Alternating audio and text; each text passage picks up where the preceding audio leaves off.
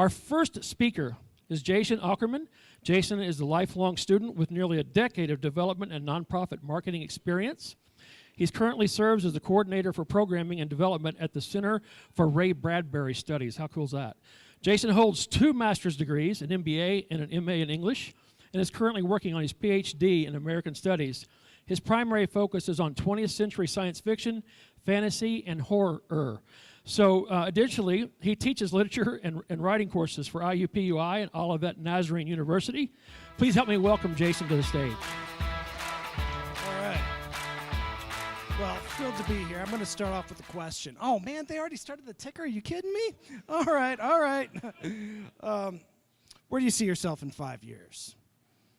Raise your hand if you've asked or been asked this question in a job interview before. Look around the room. It's time to retire that question. The only thing you are learning when you ask that question is, does this candidate have enough common sense to anticipate the obvious and show up with a canned response? All right? I think that we can accomplish what we're trying to get at with this question by just slightly changing our approach. Maybe by asking questions like, what do you read? And how good are you at imagining the future? It's a good question. In thinking about my response to these questions, I realize my colleagues in the business world, I work in the humanities, are probably going to think that my response is strange.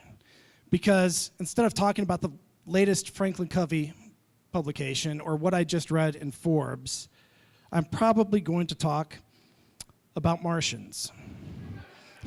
You laugh, but I'm serious. I read a lot of science fiction. I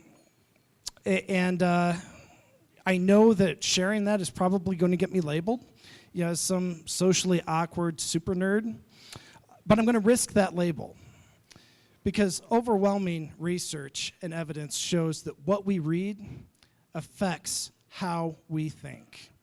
When we read science fiction, we encounter the ideas of people who are in the business of imagining the future. Some do it especially well. Take Ray Bradbury, for example. You all saw that one coming, right? Like many science fiction authors, he was in that business of imagining possible futures.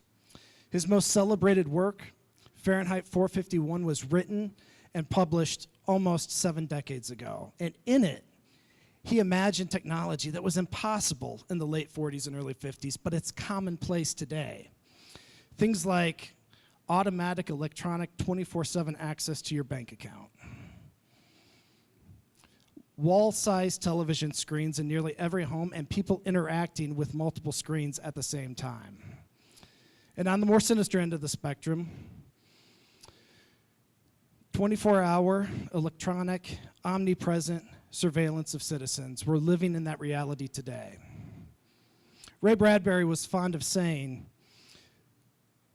he didn't want to predict the future, but that he wanted to prevent certain types of futures. What we read affects how we think. And those of us who want to be forward-thinking can only benefit by reading the works of people who masterfully imagined the future. Reading sci-fi is not a nerd hobby, not in my book. It's time well spent. As Kurt Vonnegut was fond of saying, by reading, you're able to think the thoughts of some of the most interesting people in history. Reading great science fiction allows us to practice imagining the future. And that's all I've got, and I still had 17 seconds to spare. All right?